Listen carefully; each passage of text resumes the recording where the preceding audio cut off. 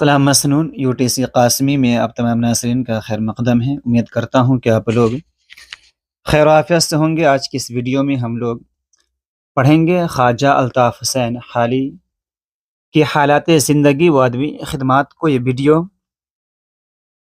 BA Urdu semester 3 MJC 3 یا اسی طرح BA اردو جن کا یا اسی طرح BA اردو سیمسٹر 4 MJC 6 جن کا ہے، ان کے لیے بھی یہ ویڈیو کافی معین و مددگار ثابت ہوگی۔ تو ناظرین، اگر آپ لوگ میرے چینل پر پہلی مرتبہ تشریف لا رہے ہیں تو اس چینل کو سبسکرائب کر دیں، بیل آئیکن کے نوٹیفیکیشن کو پریس کر دیں تاکہ ہر آنے والی ویڈیو آپ تک صحیح سلامت پہنچ سکے۔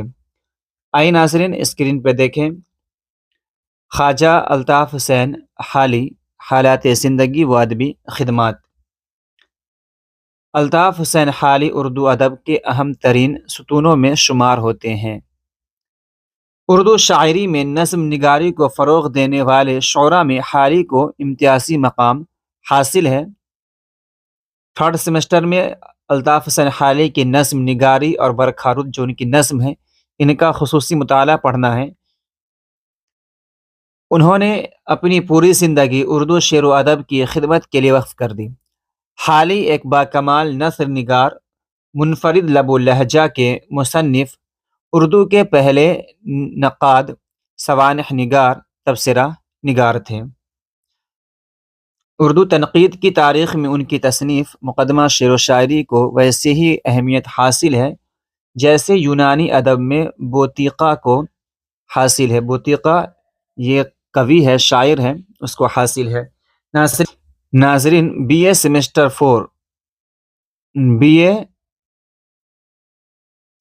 4 MJC کیا ہے؟ MJC 6 میں تنقید کو پڑھنا ہے۔ تو جو اہم تنقید نگار ہیں ان میں آپ کو خواجہ الطاف حسین حالی کی تنقید نگاری اور مقدمہ شعر و شاعری کے حوالے سے پڑھنی ہے۔ تو مقدمہ شعر و شاعری جو اردو کی پہلی تنقیدی کتاب ہے، ان کی دیگر مشہور کتابوں میں حیات جاوید، یادگار غالب اور حیات سعدی شامل ہیں، جو ابتدائی اور اہم سوانحی کتابوں میں شمار ہوتی ہیں۔ مولانا حالی نے سر سید احمد خان کے رسالے تہذیب الاخلاق میں مضامین اور تبصرے لکھ کر اردو نثر کی بے مثال خدمت انجام دی۔ بطور قومی اور نیچرل شاعر کے حالی کو نمایاں حیثیت حاصل ہے۔ ان کی نظموں میں نذیر اکبر آبادی کی نظم نگاری کا تسلسل، وسعت اور انسانی ہمدردی کے جذبات واضح نظر آتے ہیں۔ حالی کی شاعری کے موضوعات متنوع اور جداگانہ ہیں۔ انہوں نے غزل میں کہی اور ایک کامیاب غزل گو شاعر کی حیثیت سے بھی شہرت پائی۔ انہوں نے غزل بھی کہی اور ایک کامیاب غزل گو شاعر کی حیثیت سے بھی شہرت پائی، لیکن اردو میں جدید نظم نگاری کا آغاز دراصل حالی ہی کی شاعری سے ہوتا ہے۔ ان کی نظموں میں فکر و فلسفہ کی گہرائی سے زیادہ جذبات، احساسات اور اصلاح قوم کا پیغام نمایاں ہے۔ ان کا اسلوب سادہ، مؤثر اور مقصدیت سے بھرپور ہے۔ ایک بات یہ جان لے کہ خواجہ الطاف حسین حالی پہلے تنقید نگار ہیں،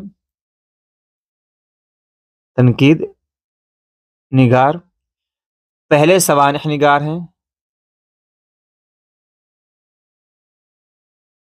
اور انہوں نے جدید اردو نظم کی روایت میں انہوں نے نمایاں خدمات انجام دی۔ آگے دیکھیں ناظرین، الطاف حسین حالی کے بزرگ ہرات افغانستان کے رہنے والے تھے۔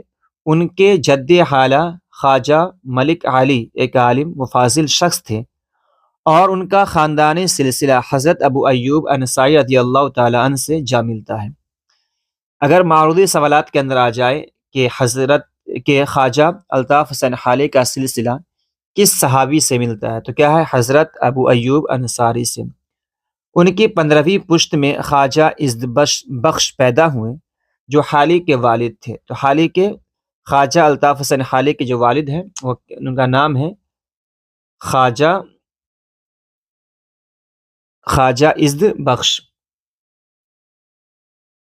خواجہ عزت بخش نے اپنی زمین پر سکونت اختیار کی اور اپنے بیٹے حالی کی تعلیم کا اچھا انتظام کیا۔ حالی 1837 میں پانی پت کے قریب سونی پت گاؤں میں پیدا ہوئے۔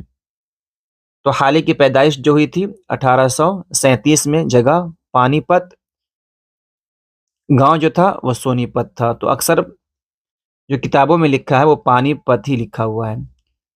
5 سال کی عمر میں ان کی تعلیم شروع ہوئی اور انہوں نے قرآن پاک حفظ کر لیا۔ اس کے بعد انہوں نے عربی، فارسی اور دینی کتابوں کا مطالعہ کیا۔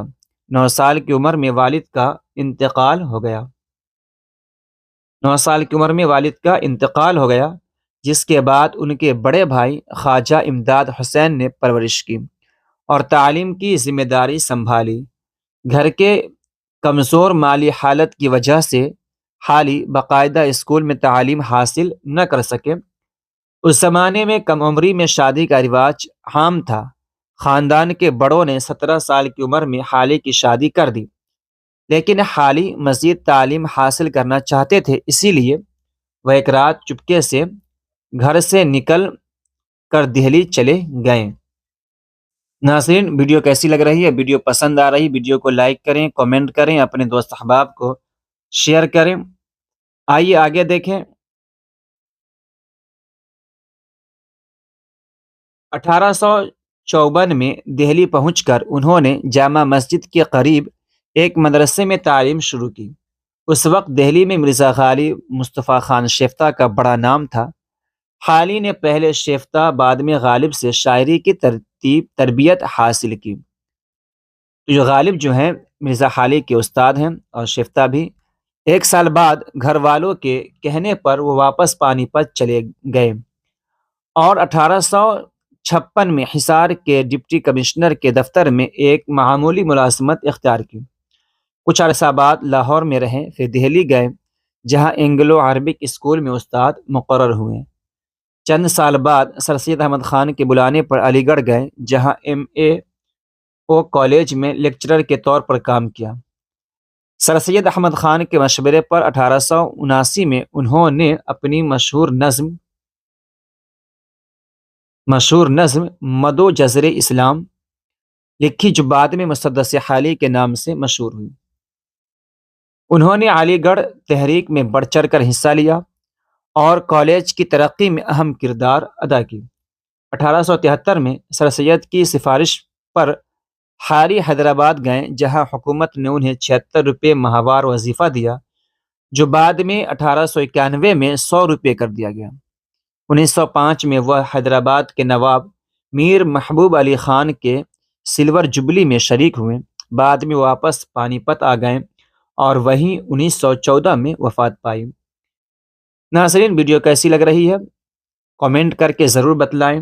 آئیے آگے دیکھیں۔ حالی کا بچپن پریشانیوں میں گزرا، اس لیے باقاعدہ تعلیم حاصل نہ کر سکے۔ شادی کے بعد وہ دہلی چلے گئے جہاں مختلف جگہوں پر ملازمتیں کی۔ جب وہ نواب مصطفیٰ خان شیفتہ کے بچوں کے استاد مقرر ہوئے تو ان کی شعری ذوق کو نکھار ملا۔ انہوں نے اپنے کلام میں شیفتہ سے اصلاح لینا شروع کی اور پہلے اپنا تخلص خستہ رکھا۔ یعنی حالی نے شروع میں اپنا تخلص جو ہے کیا رکھا تھا؟ خستہ رکھا تھا، لیکن بعد میں مرزا غالب کے شاگرد بننے کے بعد حالی تخلص اختیار کیا۔ شروع میں حالی روایتی انداز میں غزلیں لکھتے تھے، لیکن سر سید احمد خان سے ملاقات کے بعد ان کے خیالات میں بڑی تبدیلی آئی۔ اب وہ غزل کے بجائے نظم نگاری کی طرف متوجہ ہوئے۔ سر سید کے مشورے پر انہوں نے 1878 میں مسدس حالی، جس کا دوسرا نام جو ہے مدو جزر اسلام ہے، لکھنا شروع کی، جس میں ان کے خیالات اور شاعری میں نمایاں تبدیلی نظر آتی ہے۔ بعد میں حالی انجمن پنجاب سے وابستہ ہوئے جہاں کرنل ہال رائٹ کے مشورے سے انہوں نے قومی اور وطنی شاعری کا آغاز کیا۔ نیچرل جو شاعر ہے وہ حالی ہی کی طرف منسوب ہے۔ انجمن کے مشاعروں میں انہوں نے نئے طرز کی نظمیں پیش کی جو بہت مقبول ہوئیں اور حالی کو ایک منفرد نظم گو شاعر بنا دیا۔ नाज़रीन, वीडियो पसंद आ रही वीडियो को लाइक करें, कमेंट करें, अपने दोस्त अहबाब को शेयर करें, चाहे वो सेमेस्टर 4th में हो या 3rd सेमेस्टर के अंदर हो। आइए आगे देखें। हाल ही की ज़िंदगी ज़्यादातर मुश्किलात और फ़िक्र माश में गुजरी। उन्हें ज़िंदगी की खुशियों और आराम का ज़्यादा मौका न मिला। उसी उदासी और सोच विचार का असर उनकी गज़लों में भी नुमाया है। उन्होंने अपनी पूरी ज़िंदगी कौम, अदब, मुआशरे की खिदमत के लिए वक्फ कर दी। खुद हाल ही लिखते हैं कि जवानी खूबसूरत थी, मगर ज़िंदगी की परेशानियों ने कभी सुकून न दिया। न खुद आराम आराई का ख्याल आया, न इश्क व जवानी का मौका। यही उनकी ज़िंदगी का असल खुलासा है।